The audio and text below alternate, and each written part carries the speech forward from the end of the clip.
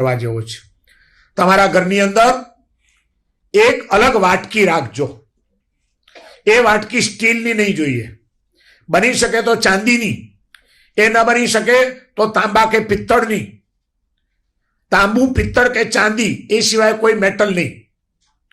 અને એ પણ ન હોય તો કાચની, ક્રોકરીની પણ અલગ વાટકી કે જે તમે બાકીના સમયે એઠું મોટું એમાં લગાડેલું ન હોય.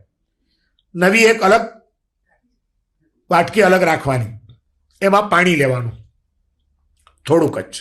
પાણી લઈ અને આપણા જમણા હાથની ત્રિકોણ મુદ્રા કરવાની.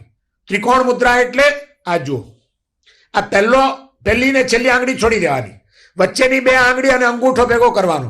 હવે એને તમે જોશો તો એ તમારી સામે આમ ત્રિકોણ થઈ જશે. આને ત્રિકોણ મુદ્રા કહેવામાં આવે છે.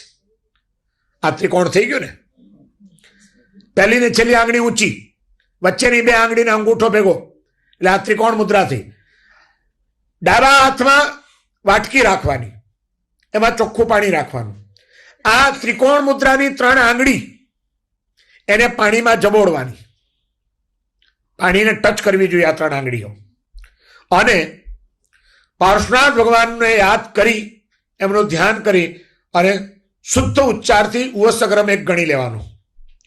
1 ઉવસગ્રમ ગણાઈ ગયો, હાથ બહાર કાઢી અને પાણીમાં ફૂંક મારી દેવાની. પાછું આંગળી મૂકવાની, બીજો 1 ઉવસગ્રમ ગણવાનો, બીજી ફૂંક મારવાની. પાછી આંગળી મૂકવાની, 1 ઉવસગ્રમ ગણવાનું, ત્રીજી ફૂંક મારવાની. 7 ઉવસગ્રમ ગણવાના અને 7 ફૂંક મારવાની. અને પછી એ પાણી પી જવાનું.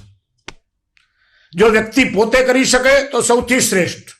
જો એ પોતે ન કરી શકે તો એના કુટુંબનું કોઈક પણ સ્વજન જેને એના પ્રત્યે લાગણી હોય, એ હૃદયનો એ શુભ ભાવ કરે કે મારા આ સ્વજનની આ બીમારી, આ તકલીફ, આ પીડા દૂર થાય અને એને શાંતિ અને સમાધિ મળે, એવો સંકલ્પ કરી અને એ વ્યક્તિએ 7 ઉવસગ્રમ ગણી પાણી અભિમંત્રિત કરી અને એ દર્દીને પીવડાવી દેવાનું.